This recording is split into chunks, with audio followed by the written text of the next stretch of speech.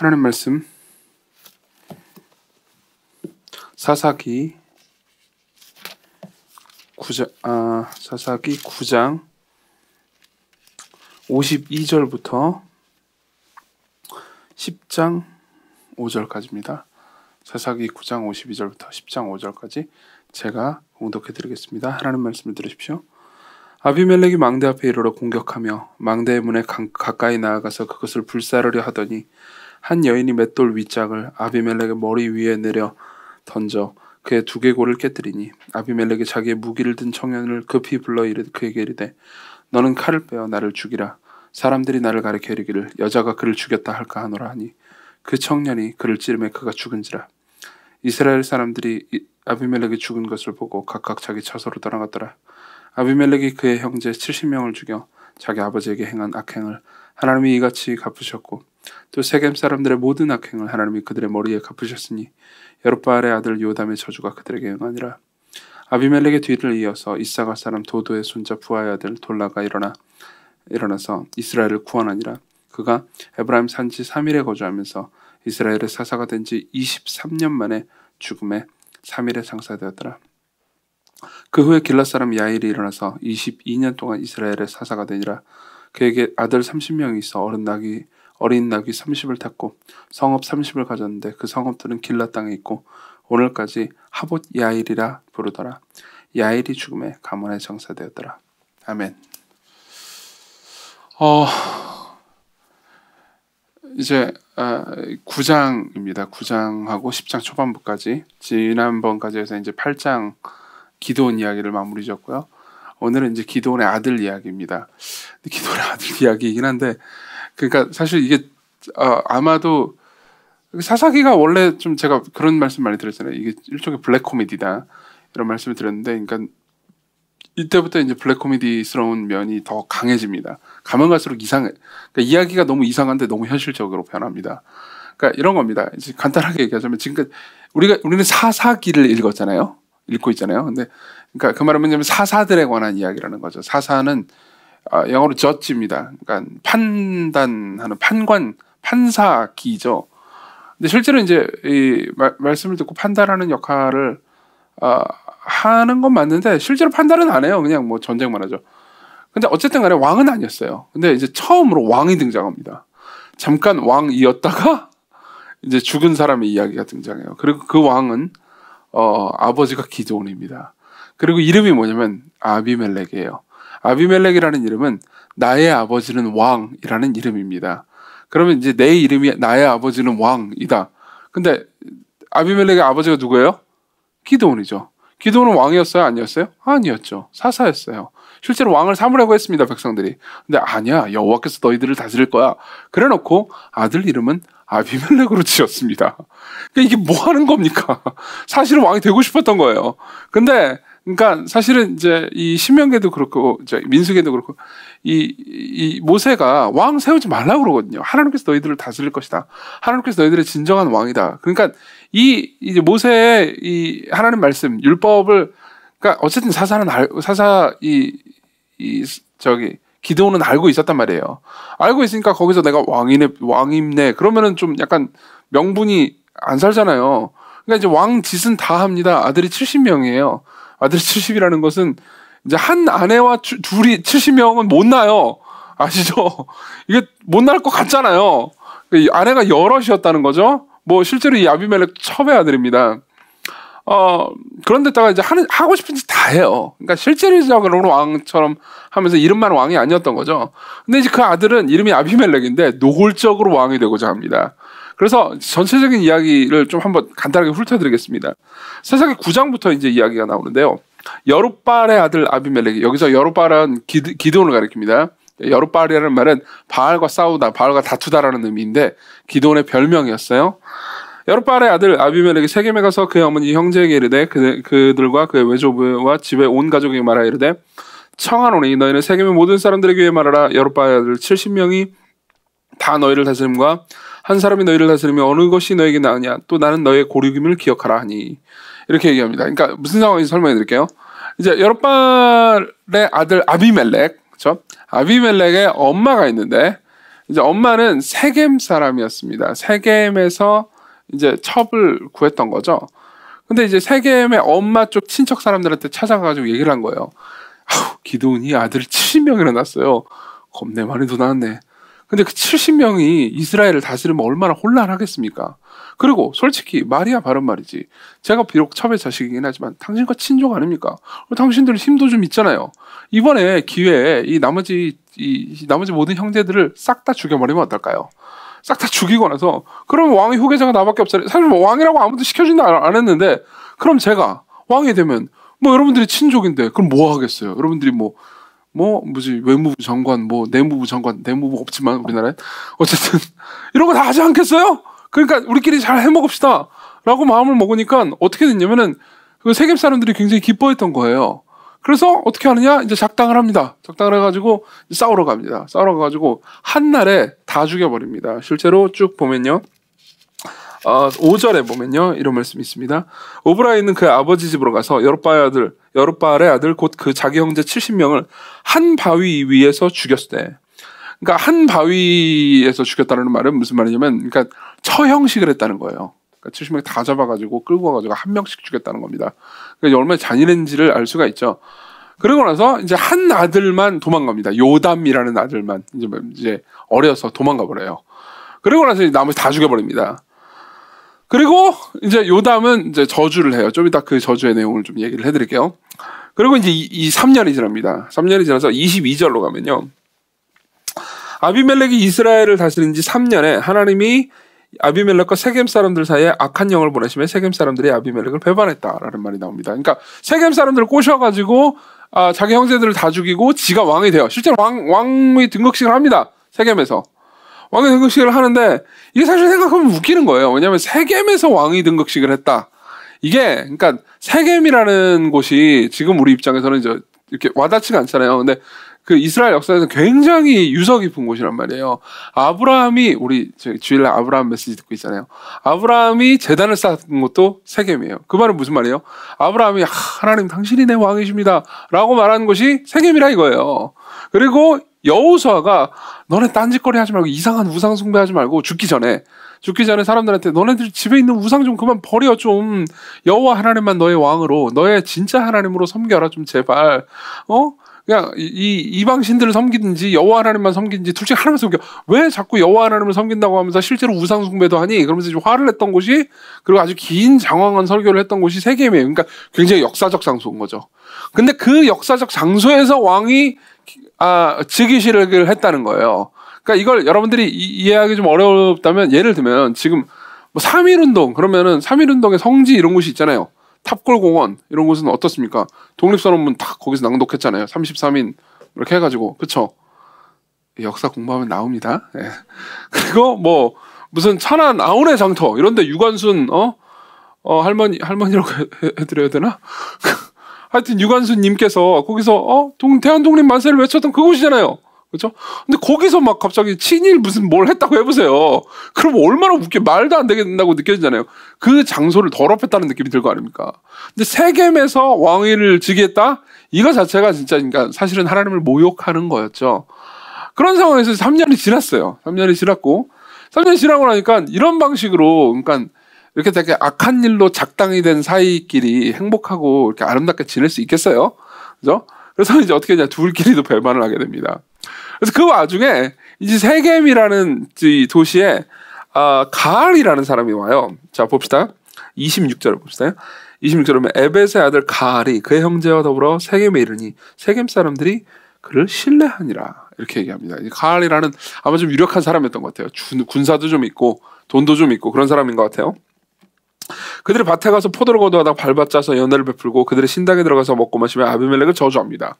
그러니까 이때만 해도 먹고 살만했던 거예요. 그러니까 기드온이 처음에 이제 미디안을 물리치기 전에 그 포도주 틀에서 이렇게 조그맣게 그 밀 까고 그거 기억나세요? 먹을 때 진짜 없었죠. 근데 이제는 이제 포도주 가지고 연회를 벌일 정도로 이제 미디안으로부터 기드온이 이뤄낸 구원을 이제 누리고 있었던 거죠. 그러면서 자기들끼리 이제 작당 모의를 합니다. 계속 읽어드릴게요. 에벳의 아들 가알이 28절을 아비멜렉은 누구며 세겜은 누구기에 우리가 아비멜렉을 섬기리요. 그가 여룻바알의 아들이 아니냐. 그 신복은 스불이 아니냐. 차라리 세겜의 아버지 하몰의 후손을 섬길 것이라. 우리가 어찌 아비멜렉을 섬기리요. 이 백성이 내 수하에 있었다면 내가 아비멜렉을 제거하였으리라고 아비멜렉에게 이르기되 네 군대를 증언하여 나오라 하니라. 이렇게 얘기합니다. 그러니까 무슨 말이냐면 이런 거예요. 그러니까 이제 아비멜렉한테 직접 말한 게 아니고 이게 이제 잘못 읽으면 오해할 수 있습니다. 그러니까 자기들끼리 아비멜렉 뒷담화를 한 거예요. 그러니까 뭐 예를 한번 들어보면은 이제 제가 생각할 때 이정규 목사가 생각할 때 뭐 박현진 목사님 너무 막 우리를 압제해. 막 예를 들면 막 오늘 이제 교역자 회의인데 교역자 회의할 때마다 막 갈고 그래요. 제가 얼마나 막 갈굼 당하니까 막 상처가 되고 그러겠어요. 근데 제 생각에 자기가 말이야 뭐하지? 잘생겼으면 다야? 속으로 이제 제가 그렇게 생각을 했어요. 그래서 너무 화가 나가지고 배은민 강선생님이랑 둘이 이제 얘기를 하는 거예요. 말이야, 지가 말이야, 잘생겼으면 다긴 하지. 그렇지만 아무리 그래도 그렇지. 우리를 내가 사역 잘 못한다고 이렇게 갈굴 수 있어? 그러면서 막 이제 뒷담화를 배은민 강사님이랑 한 겁니다. 그러면서 제가 이제 배은민 강사님한테 이렇게 얘기하는 거예요. 박현진 나오라 그래. 박현진 뭐지? 지가 뭐 이렇게 얘기를 한 거예요. 그런 거랑 똑같이 지금 가알이 자기들끼리 포도주 파티하면서 이제 술 많이 취했겠지. 술 많이 취해가지고 아비멜렉 나오라 그래 이렇게 한 거예요. 아비멜렉 너 군대 데리고 나와. 그런 겁니다. 그러니까 이 와중에도 나름 또 정의감이 있어요. 왜 그러냐면은 아비멜렉이 그 3년 동안 얼마나 압제를 했겠어요. 세겜 사람들을. 너네들 뭐 장관도 시켜주고 뭐 검찰총장도 시켜주고 다 해줄게. 그래놓고선 뭐 엄청 찍어 눌렀겠죠. 그리고 나서 이제 찍어 눌림 당한 사람들이 이제 화가 나고 또 그들도 권력욕이 있으니까 새로운 사람들에게 한 명 데리고 온 거예요. 우리 정권 교체를 한번 이뤄볼까? 그러면서 포도주 파티를 한 거죠. 근데 포도주 파티를 하는 와중에 이제 가알이 으악 이럽니다. 그러니까 이제 그 와중에 스불이라는 사람이 있었어요. 이 사람은 이제 아비멜렉의 부하인데 사실은 이제 같이 작당 모의를 했었던 거예요. 작당 모의를 하다가 갑자기 기분이 나빠졌어요. 뭔가 또 정의감에 말도 안 되는 정의감이 불타오릅니다. 그래서 이걸 아비멜렉한테 가가지고 이릅니다. 그렇죠? 예컨대 이제 이걸 이렇게 생각하시면 됩니다. 서고목 전사님이 제가 박현진 나오라고 그래. 그러니까는 이제 그걸 듣고 나서 서고목 전사님 또 박현진 목사님이 또 이렇게 좋아하거든요. 그래서 박현진 목사님한테 가가지고 이정규가요 말이에요. 박현진 나오라고 그랬어요. 그런 거예요. 그래서 이제 화가 났습니다. 아비멜렉이. 그래가지고 어떻게 했냐? 이제 쳐들어온 거죠. 그래가지고 가알을 간단하게 없애버립니다.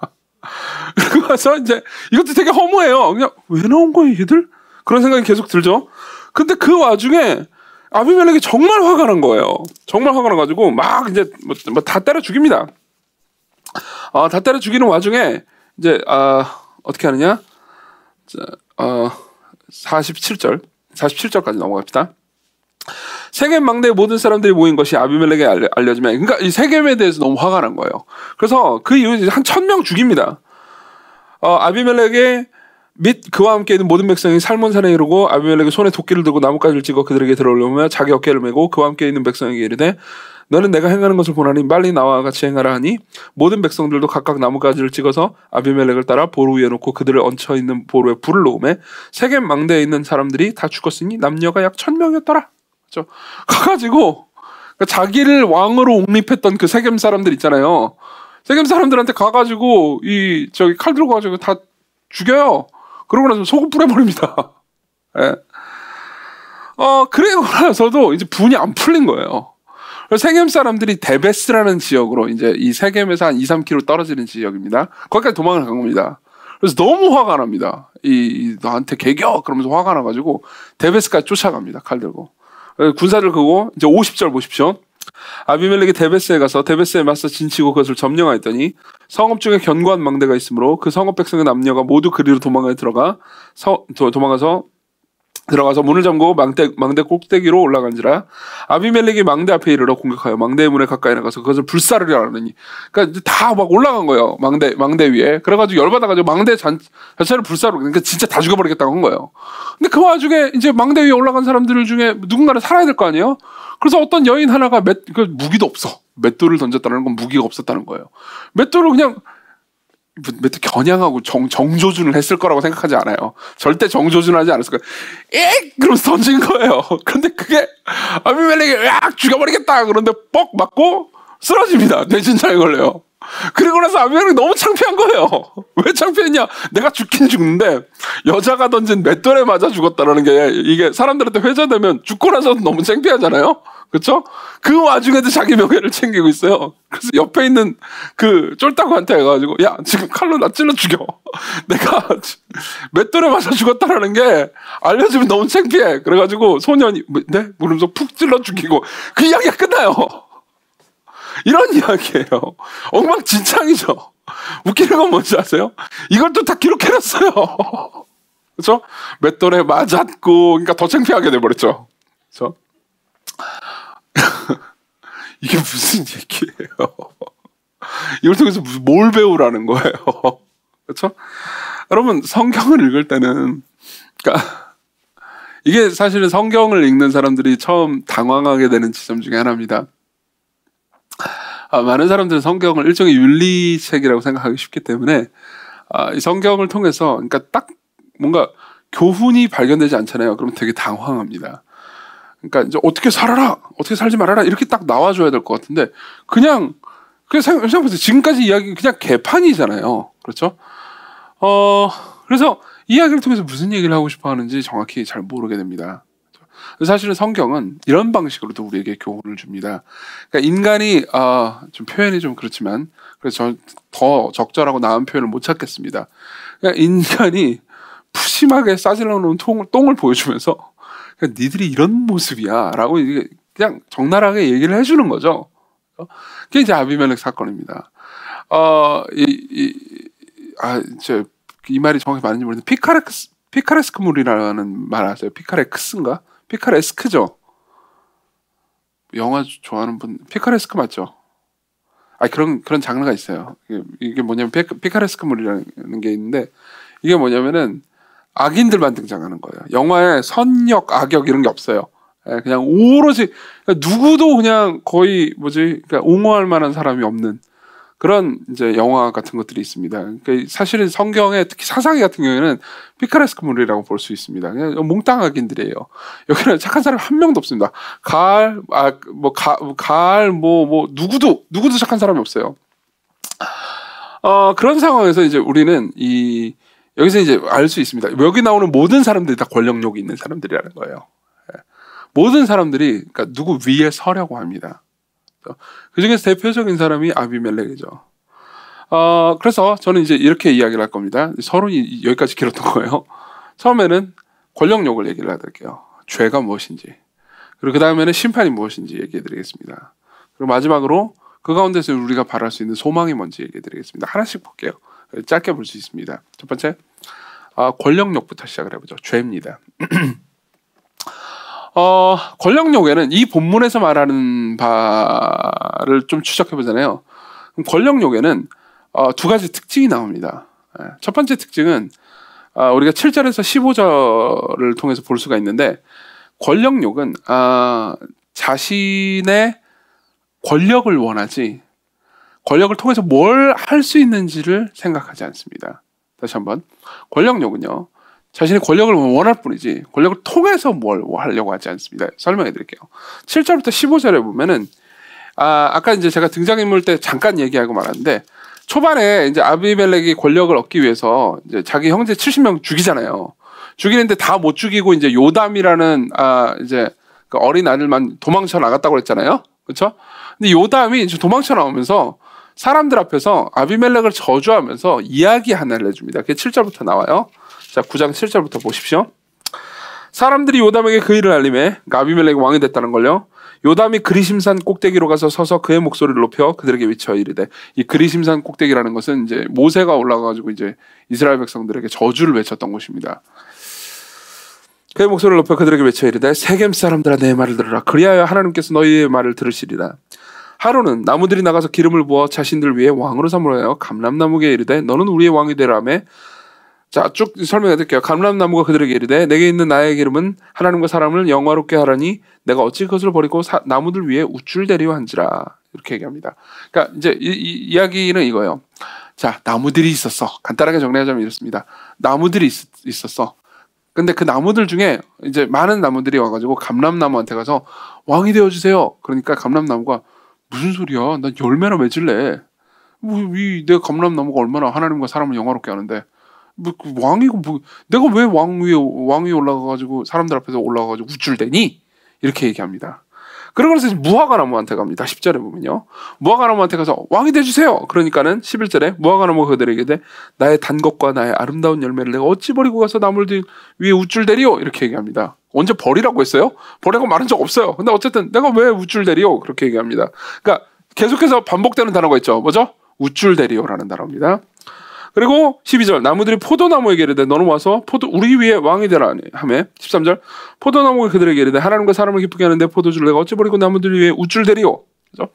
그리고 14절 여기까지 내용은 이제 간단하게 정리하자면 이렇습니다. 세 개의 나무한테 가요. 나무한테 가서 우리의 왕이 되주세요. 그러니까 야 우리는 열매를 맺을래? 왜 내가 왕 위에 대해서 우쭐대리오? 이렇게 얘기합니다. 그러니까 간단하게 얘기하면 요담은 이런 식으로 이야기하는 겁니다. 그러니까 권력욕이 우쭐대는 것 외에는 아무것도 없다는 거죠. 그렇죠? 그리고 나서 이제 나무들이 가시나무한테 갑니다. 근데 이 가시나무가 코믹이에요. 14절. 이 모든 나무가 가시나무에게 이르되 너는 와서 우리 위에 왕이 되라 하며 가시나무가 나무들에게 이르되 만일 너희가 참으로 내게 기름을 부어 너희 위에 왕으로 삼겠거든 와서 이 부분이 제일 웃기죠. 내 그늘에 피하라. 그리하지 아니하면 불이 가시나무에서 나와서 레바논의 백향목을 살을 것이라 하였느니라. 이렇게 얘기합니다. 이게 이야기예요. 보세요. 이게 진짜 얼마나 웃기는지 보세요. 가시나무가 이렇게 얘기합니다. 내 그늘에 피하렴. 가시나무가 그늘이 어디 있어요? 그늘은 잎사귀가 있는 식물들한테만 있습니다. 예. 가시나무가 가지고 있는 그늘은 제 방에서 이렇게 야유롭게 피어가는 그 바질이 가지고 있는 그늘만큼도 그늘을 줄 수 없어요. 제 방 가가지고 바질 한번 보세요. 이 잎사귀가 요만합니다. 되게 그만큼도 그 바질 향이 참 좋더라고요. 그만큼도 그 그림자를 만들어내지 못해요. 근데 내 그림자 밑에 피해라. 이렇게 얘기하고 있어요. 그러니까 이걸 통해서 사실은 아비멜렉을 이제 비꼬고 있는 거죠. 간단하게 얘기하자면 이런 얘기를 하고 있는 겁니다. 아비멜렉은 우쭐대고 있는 거야. 아비멜렉이 원하는 건 하나밖에 없어. 그냥 권력이지. 근데 그 권력을 원해서 뭘 하고자 하는 건 없어. 아비멜렉은 그 권력을 사용해서 실제로 사람들을 통치할 능력이 없다고. 자, 권력을 원하는 사람들은 늘 나름의 자기의 정당화 기제가 있습니다. 내가 누군가 위에서 내가 저 사람을 다스려야겠다라고 합니다. 그럼 그것이 내가 생각하기에 최소한의 도덕적 정당성을 가지고 있다고 생각하는 겁니다. 그게 더 낫다고 생각하는 거죠. 근데 실제로는 어떤 권력의 목표가 없는 거죠. 이걸 가짐으로써 남들 위에 있음으로써 뭘 가지려고 하는 목표가 없는 겁니다. 예를 한번 들어보죠. 흔히 있는 일입니다. 이거는 이제 부부싸움을 예로 들어보죠. 부부싸움 같은 경우에는 물론 모든 부부싸움이 다 권력욕을 차지하기 위한 싸움이라고 말할 수는 없습니다. 근데 종종 그런 경우가 있죠. 상대를 이기려고 합니다. 상대 위에서. 그러니까 사실은 생각하면 서로 사랑하는 그 부부 사이에도 이런 것들이 있다는 것이 좀 어떤 의미에서 비참하기도 하고 웃기기도 하지만 결국은 인간이라는 존재는 그런 존재니까요. 그러니까 누구 위해서 이기고 싶어 합니다. 그렇죠? 그럼 말싸움으로 이기든지 어떤 방식으로든 어떤 수단을 사용해서 상대를 이기고 상대를 이제 입을 닫아놓게 하고 위에서 서서 이제 찍어 누르는 거죠. 그렇죠? 그러면 그걸 통해서 뭘 하고 싶은 겁니까? 내가 그 사람 위에 서요. 그럼 도대체 위에 쓴 다음에 뭘 어떻게 하겠다는 겁니까? 위에 서서 뭘 어떻게 선하게 통치해가지고 그 사람한테 유익을 끼치겠다는 겁니까? 혹은 나한테 유익을 끼치겠다는 겁니까? 거기에 대한 목표가 없는 겁니다. 그냥 위에서는 그냥 목표가 없는 공허함입니다. 그렇죠? 정말 많은 사람들이 이런 식으로 살아갑니다. 실제로요. 사장이 되고 싶어 합니다. 인플루언서가 되고 싶어 합니다. 그래서 어쩌겠다고요. 그렇죠? 그 자체로 행복할 것 같습니까? 실제로 그렇지 않습니다. 실제로 그렇지 않습니다. 내가 더 높은 자리에 올라가고 싶습니다. 그래서 뭘 어쩌겠답니까? 있다는 겁니까? 높은 자리에 올라가가지고 뭐 어떻게 선한 영향력을 끼치려고요? 실제로 나도 준비가 되지 않았는데? 아비멜렉은요, 내가 무언가를, 그러니까 왕이 돼서요, 왕이 돼서 뭘 어떻게 하겠다는 게 없습니다. 실제로 세겜 사람들을 설득할 때도요. 그러니까 70명이 너네들을 다스리는 것보다 한 명이 다스리는 게 그것도 너희들하고 친족 관계인 내가 다스리는 게 더 낫잖아. 그렇게 얘기하지. 내가 왕이 돼서 쉽게 말하면 공약 같은 것도 없습니다. 심지어 왕이 되면 뭘 어떻게 하겠다라는 말도 없어요. 그냥 왕이 되겠다라는 것 말이죠. 정말 많은 사람들이 이런 식으로 생각합니다. 자신이 그러니까 이런 거죠. 핵심은 이겁니다. 내가 누군가의 위에 서려고는 하지만 내가 누군가의 위에 섬으로써 뭘 이룰 수 있는 능력이 있는지는 고려하지 않는 거죠. 사실은 우리는 그럴 능력이 없습니다. 누구든요. 많은 정치인들은 자신들이 정치적 권력을 잡으면은 그러니까 세상이 정말 좋아질 거라고 생각합니다. 사실은 뭐 지금 예컨대 지금 우리가 이제 지금 우리나라의 정권이 이제 거의 내년이면 이제 거의 끝나가잖아요. 그러니까 사실은 이제 말기에 접어들었죠. 그래서 이제 뭐 지난 선거 결과도 그렇고 이제 정권 초기에 가졌던 기대에 비해서 이제 실망한 사람들도 꽤 많아 보입니다. 근데 생각해 보면 뭐 저도 이제 그렇게 많이 나이를 든 건 아닙니다만 이제 저도 뭐 대통령 선거를 좀 했거든요. 제가 생각할 때 이제 20살 때부터 21살 때인가 그때부터 쭉 했으니까 이제 꽤 여러 번 했죠. 근데 그때마다 사람들은 다 기대감이 있었어요. 그러고 나서 몇 년 지나지 않아가지고 곧 실망했죠. 왜 그럴까요? 물론 이제 사람들의 기대감이 너무 높다고 말할 수도 있지만 실제로 정권을 차지하기 위해서 처음에 말했던 사람들 있잖아요. 그 사람들이 내걸던 공약이 실제로 자신이 해낼 수 있는 능력이 있는 게 아니었습니다. 그럼 뭐 저 같은 경우에도 비슷한 얘기를 할 수 있습니다. 비록 뭐 비단 정치만 얘기하고 싶은 게 아닙니다. 저도 마찬가지입니다. 저도 지금 와서 되게 부끄럽긴 하지만 교회를 개척했을 때는요. 한편으로는 제가 이제 교회에서 개척 10년 뭐 이렇게 얘기할 때 아무것도 모르고 개척했어요. 막 그때 아무 생각이 없었어요. 이런 얘기를 하기도 했어요. 그것도 사실이었습니다. 근데 또 하나는 제가 교회를 개척하면 시건교회는 지상낙원이 될 줄 알았죠. 근데 실제로 그럴 능력이 없었습니다. 저는 가시나무였어요. 이해하십니까? 어떤 의미에서는 우리 모두 가시나무라고 말하고 있는 셈입니다. 우리가 누구 위에 선다면, 그러니까 여러분들이 지금 이기고 싶은 사람이 있을 수도 있습니다. 회사 내에서 혹은 가정에서 혹은 여러분들이 친구 중에서 그러니까 내가 저 사람 위에 서고 싶다, 이기고 싶다 라고 생각하는 사람이 그 사람이 있을 수 있습니다. 그럼 이겨서 도대체 뭘 하겠다는 겁니까? 그렇죠? 거기에는 목표가 없다는 거죠. 그리고 두 번째 특징이 있습니다. 이 권력욕을 원하는 모든 사람들은요, 왜곡된 자기 연민과 왜곡된 정의감을 가지고 있다는 거죠. 사사기 9장을 쭉 읽어보잖아요. 그러면은 그러니까 이래서 더 웃기는 거긴 한데 어느 한 명 안 진지한 사람이 없습니다. 아비멜렉은 진지합니다. 아비멜렉이 왜 왕이 되려고 했겠습니까? 사실은 배경이 그 뒤에 전에 있습니다. 8장에 보면요. 33절에 기드온이 이미 죽음에 이스라엘 자손이 돌아가서 바알들을 따라 음행하였으며 또 바알브릿을 자기의 신으로 삼고 이스라엘 자손이 주의 모든 원수들의 손에서 자기를 건져내신 여호와 자기들의 하나님을 기억하지 아니하며 또 여룻바알이라 하는 기드온이 이스라엘에 베푼 모든 은혜를 따라 그의 집을 후대하지도 아니하였더라. 이렇게 얘기합니다. 그러니까 무슨 말이냐면 간단하게 얘기하냐면 하나님께서 미디안의 손에서 그들을 건져내셨는데 건져내신 하나님도 기억하지 않고 그리고 그 수단으로 쓴 기드온도 기억하지 않았더라. 그리고 아비멜렉 이야기가 나와요. 그럼 뭘 의미하냐면 아비멜렉이 그 이후에 그러니까 자기 집이 저기 이제 왕의 아들인데 말이야. 자기 입장에서는 근데 그렇게 대접을 못 받아. 그러니까 좀 화가 난 거예요. 그러니까 나름의 정의감을 가지고 있는 거죠. 근데 재밌는 건 뭐냐면 이 나름의 정의감도 왜곡돼 있다라고 생각할 수 있지만 자기 아버지 이름이 뭐예요? 기드온이기도 하지만 계속해서 9장은 기드온이라고 안 씁니다. 여룻바알이라고 말합니다. 여룻바알이 무슨 뜻이라고 했죠? 바알과 다투다. 그렇죠? 실제로 바알 상을 깨부셨단 말이에요. 기드온이. 7장에 보면 나옵니다. 그러면 바알과 다투는 그러니까 우상숭배와 다투는 사람이잖아요. 근데 아비멜렉이 우리 아버지를 위하겠어 해가지고 한 짓이 뭐냐? 자 9장 4절을 보십시오. 9장 4절을 보면 바알브릿 친전에서 은 70개를 내어 그에게 주매 세겜 사람들이 그죠? 아비멜렉이 그것으로 방탕하고 경박한 사람을 사서 자기를 따르게 하고 무슨 말입니까? 용병을 삽니다. 어디서요?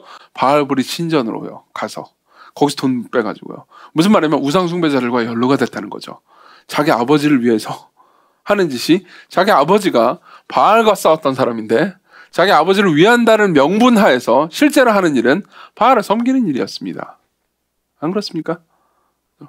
왜곡된 정의감이죠. 사실은 자기가 차지하고 싶은 권력욕을 위한 명분이 필요하니까 아버지를 이용한 셈입니다. 실제로 아버지를 위한 것도 아니었어요. 요담은 어땠을까요? 요담도 마찬가지였습니다. 요담은 좀 나아 보이죠. 뭐 가시나무 이야기한 사람이요. 그렇죠? 요담은 좀 나아지면 17, 18절을 봅시다.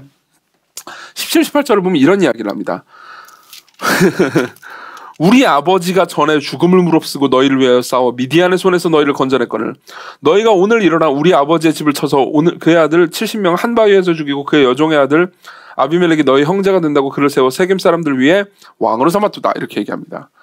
여기서 어떤 정서가 보이십니까? 실제로 제가 아까 읽었던 8장 34절은 이렇게 말합니다. 이스라엘 자손이 주의 모든 원수들의 손에서 자기들을 건져내신 여호와 자기들의 하나님이라는 표현을 씁니다. 그러니까 하나님 그 미디안의 손에서 건져내신 분이 누구라는 거예요? 여호와 하나님이라는 거죠.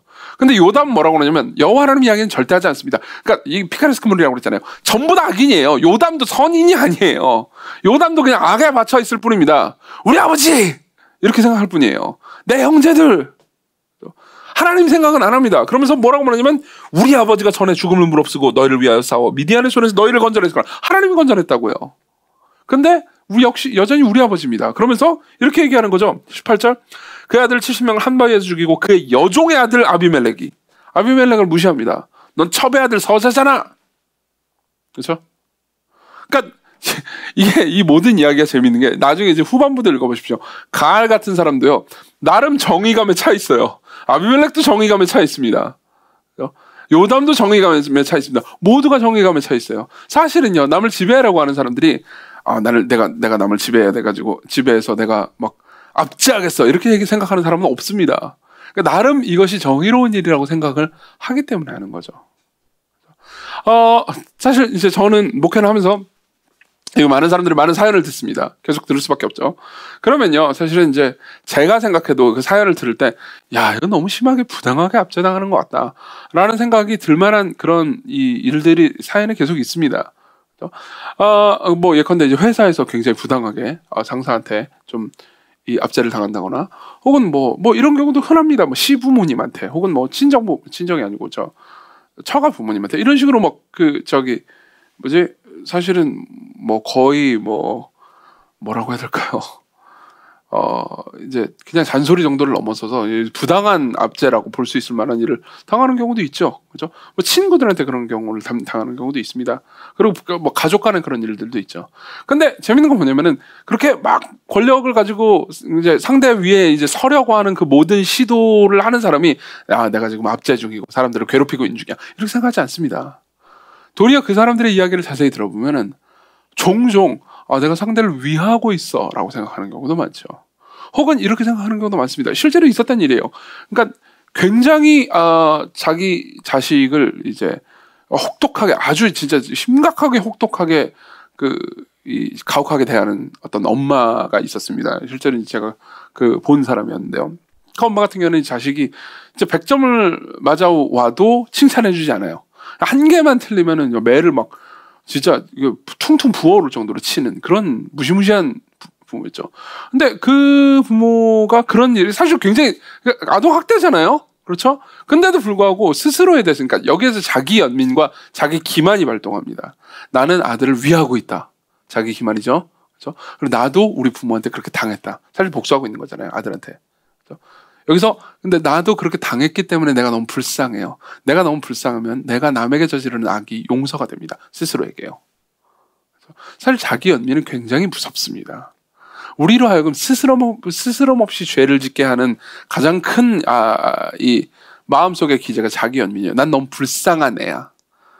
나는 당했어. 나는 삶에서 피해를 겪었어. 내가 어려운 일을 겪었어. 그러니까 지금 내가 당신한테 소리를 질러도 당신은 참아야 돼. 왜냐면 나는 너무 힘든 사람이니까.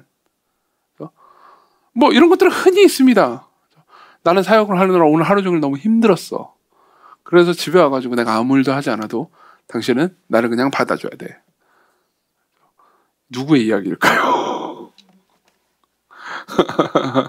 그래서 손이 나를 가르치고 있네요. 흔하게 있는 일입니다. 우리는 자기 연민에 보통 젖어 있습니다. 그 누군가 위해서 누군가를 찍어 누르는 데 있어서 스스로를 용서하게 되는 기제가 되죠. 이게 이 9장에서 말하는 죄의 모습입니다. 자, 그 다음 심판으로 넘어가죠. 하나님께서는 그걸 내버려 두시지 않습니다.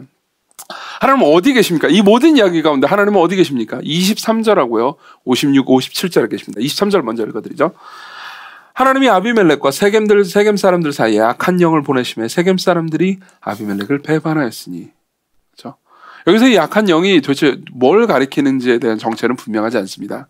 사실은 이제 대다수의 학자들은 실제 어떤 영, 뭐 사탄이라기보다는 그러니까 이제 분쟁하게 하는 그런 이 마음 이런 것들을 주셨다고 보는 것이 가장 일반적이죠. 사실은 이걸 가장 좋게 정확하게 해석하는 방식은 이렇습니다. 실제로 이 밑에 있는 내용들을 쭉 살펴보잖아요. 그러면 사실은 그들의 죄 있잖아요. 세겜 사람들과 아비멜렉과 뭐 가알과 이런 사람들 있잖아요. 이런 사람 스불 뭐 이런 사람들의 죄를 다 하나님께서 사용하셔서 그들을 심판하셨다라고 보는 것이 가장 좋습니다. 그러니까 그 말을 통해서 우리가 알 수 있는 건 이겁니다. 그러니까 하나님께서 이들의 죄를 사용하셔서 내버려 두심으로써 심판하셨다는 거죠. 그렇죠? 그래서 56절, 57절은 이렇게 이야기합니다. 제가 읽어드릴게요. 아비멜렉이 그의 형제 70명을 죽여 자기 아버지에게 행한 악행을 하나님이 이같이 갚으셨고 또 세겜 사람들의 모든 악행을 하나님이 그들의 머리에 갚으셨으니 여룻바알의 아들 요담의 저주가 그들에게 응하니라. 그렇죠? 이 이야기에도 요담이 뭘 잘했다라는 얘기를 하지도 않고요. 요담에게 무슨 뭐 보상이 주어졌다라는 얘기도 하지 않습니다. 요담도 잘한 게 아무것도 없으니까요.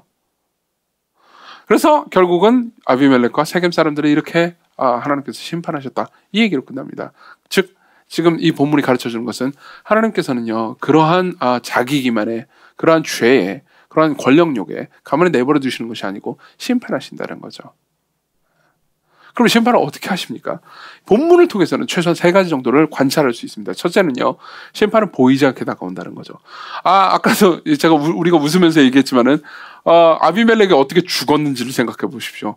실제로 이제 53절 이전까지는요, 아비멜렉의 위세가 너무 당당하고 너무 드셉니다. 진짜 너무 강해요. 그렇죠? 뭐 어떤 가알 같은 유력한 사람이 와가지고 전쟁을 했는데도 잽이 되지 않을 정도입니다. 얼마나 기세가 당당하고 뭐라고 그럴까 잔인한지.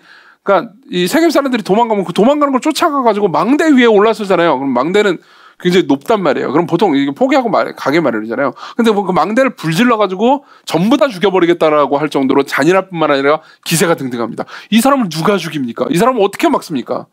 한 여인이 맷돌 던져서요. 상상도 못했죠. 아무도 상상하지 못. 아비멜렉 본인도 상상하지 못했을 거고 맷돌을 던진 그 여인도 상상하지 못했을 겁니다. 그렇죠? 그냥 아무 생각 누구든 맞아라. 근데 그게 아비멜렉이 맞을 줄 누가 알았겠습니까? 그렇죠? 심판은요 보이지 않게 다가옵니다. 주권적인 하나님께서는 그 맷돌을 사용하셨고 맷돌을 던지는데 그 여인이 아무 생각 없이 그 던진 그 힘을 얼만큼 주어야 하며 얼마만큼의 사거리를 예측해야 되고 그리고 어떤 정확도와 각도로 이 위로 쏘아야 하는지 이 홀을 얼마나 그려야 하는지 그녀는 계산하지 못했지만 하나님 계산하셔서 정확하게 그것도 아비멜렉이 뇌진탕을 딱 맞아서 바로 죽지 아니하고 칼로 나를 찔러줘라고 말할 힘만 남겨놓고 죽을 만큼 계산하셔서 죽이셨습니다. 되게 웃기죠. 제가 처음부터 말했잖아요. 블랙 코미디라고요. 그렇죠? 되게 웃기고 되게 무섭죠. 굉장히 무서운 일입니다.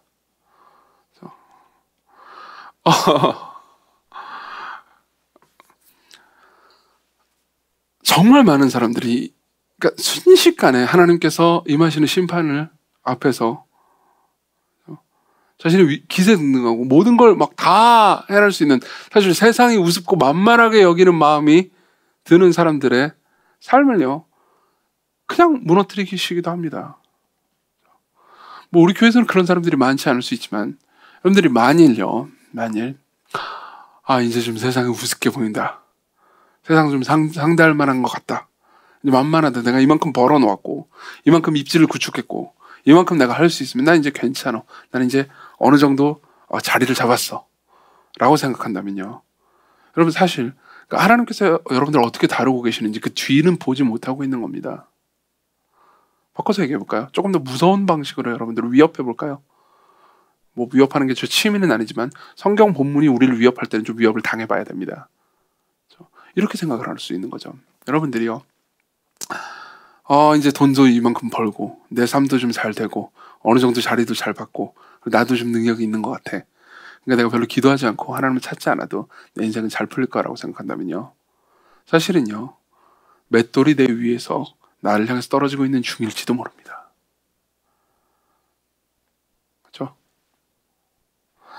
두 번째는요.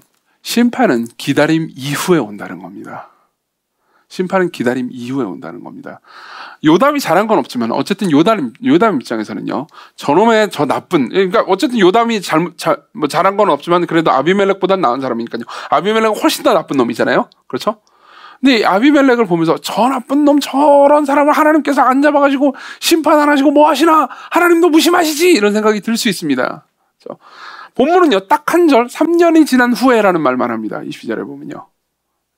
근데 요담 입장에서는 3년이 꽤나 오랜 시간이었을 수 있죠.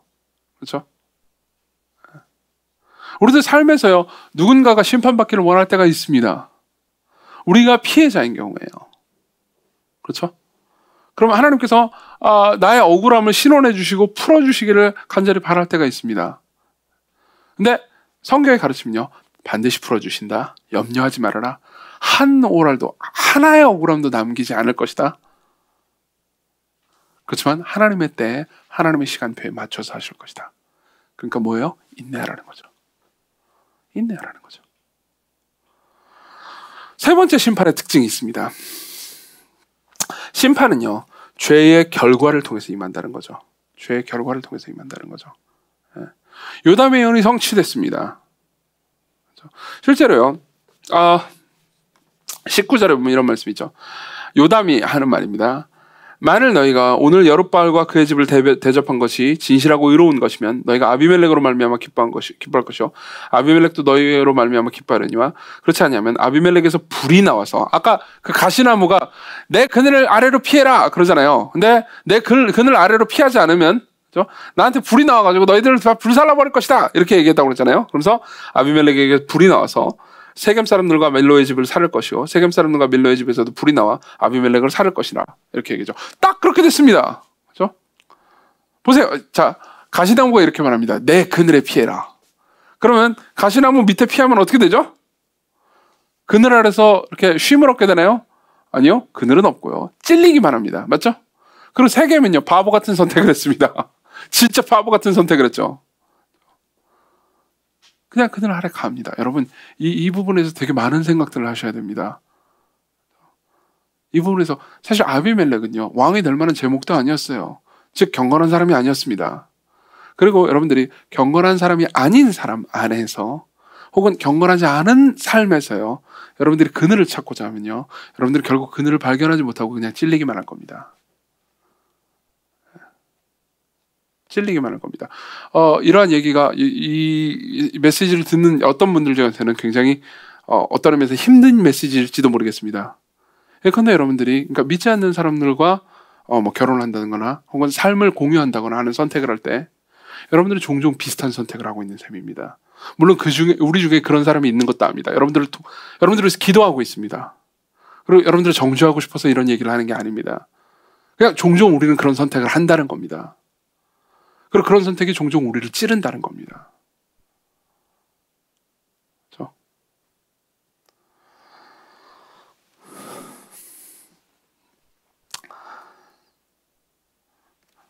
세겜은 피해자가 아닙니다.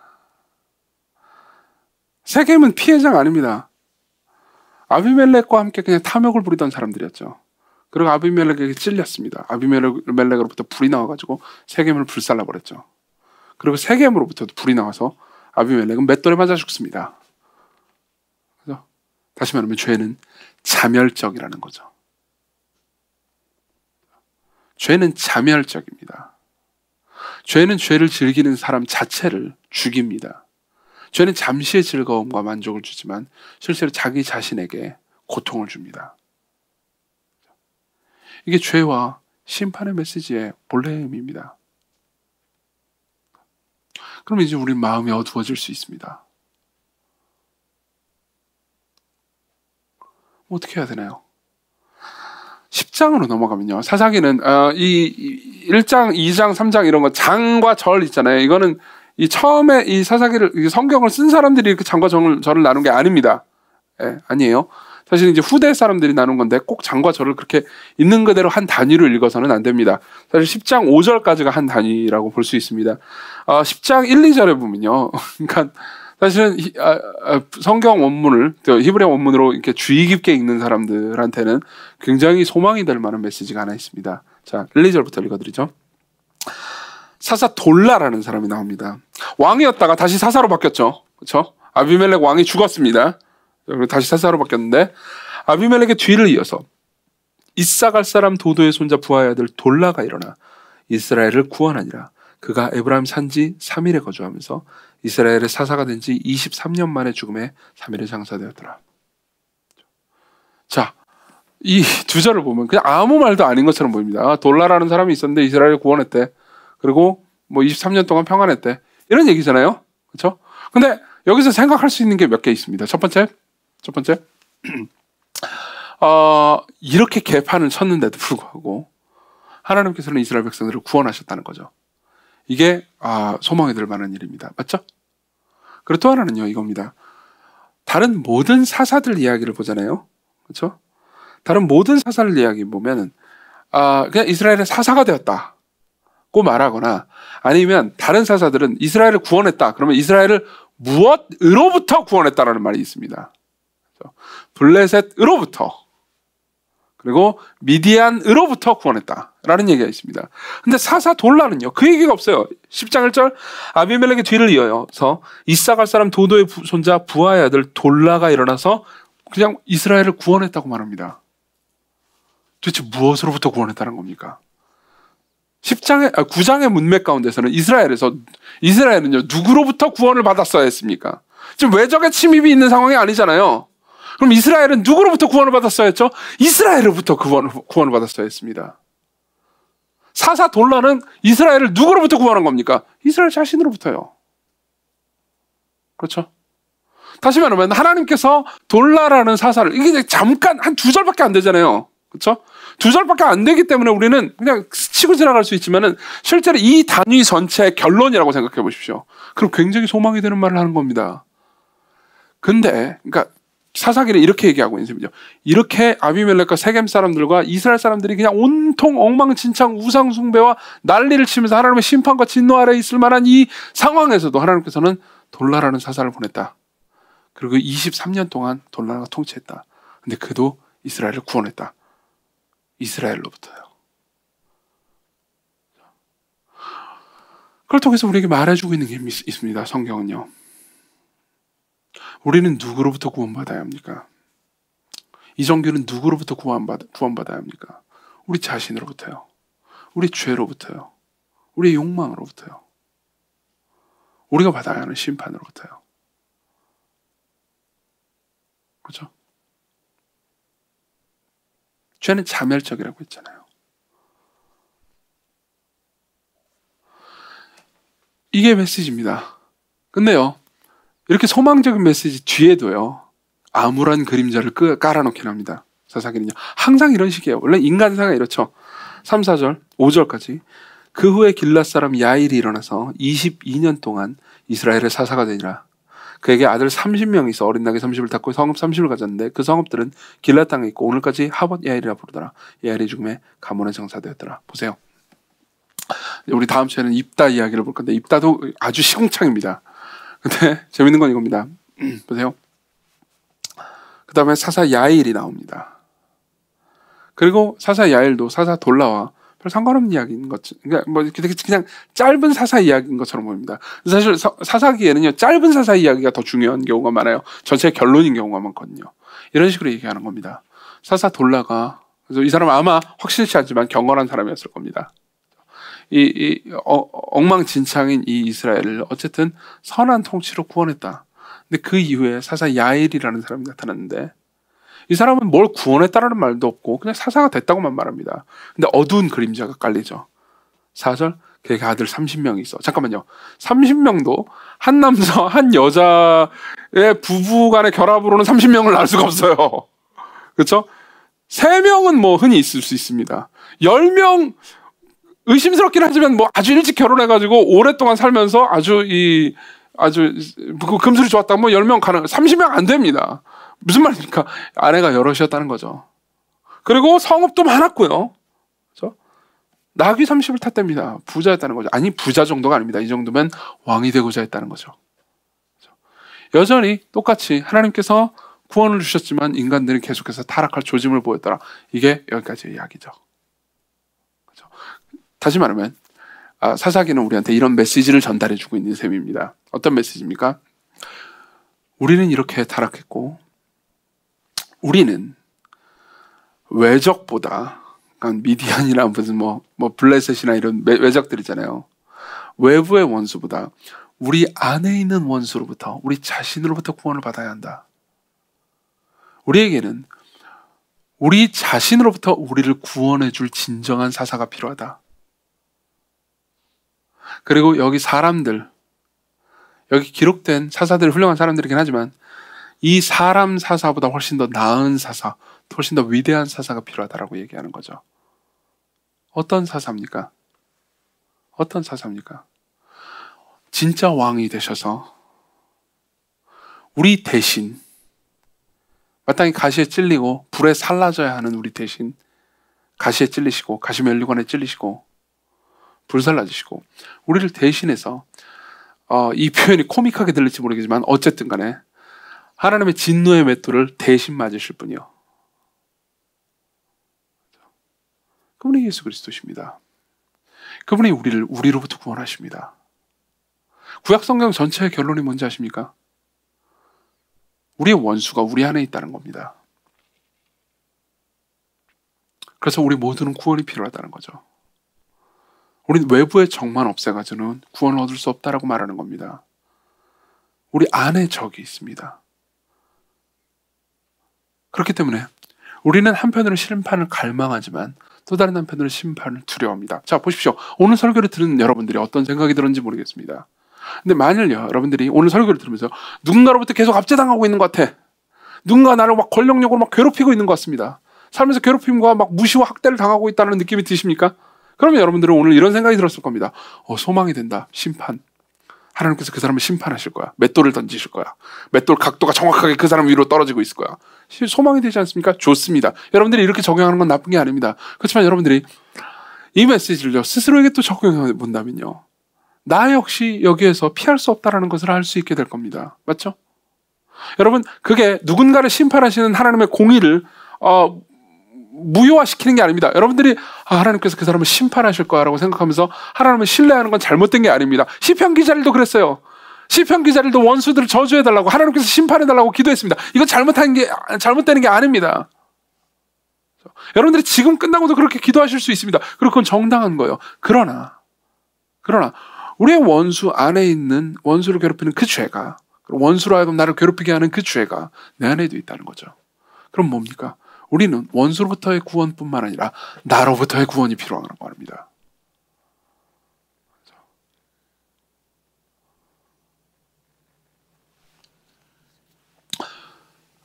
그리스도께서 여러분들을 위해서 가시에 찔리셨습니다. 그분이 여러분들을 위해서 맷돌을 맞으셨습니다. 그분이 여러분들을 위해서 멸시를 당하셨습니다. 그리고 그분이 여러분들의 원수로부터 여러분들을 구원하실 뿐만 아니라 여러분들 자신으로부터 여러분들을 구원하십니다. 그분이 우리의 소망입니다.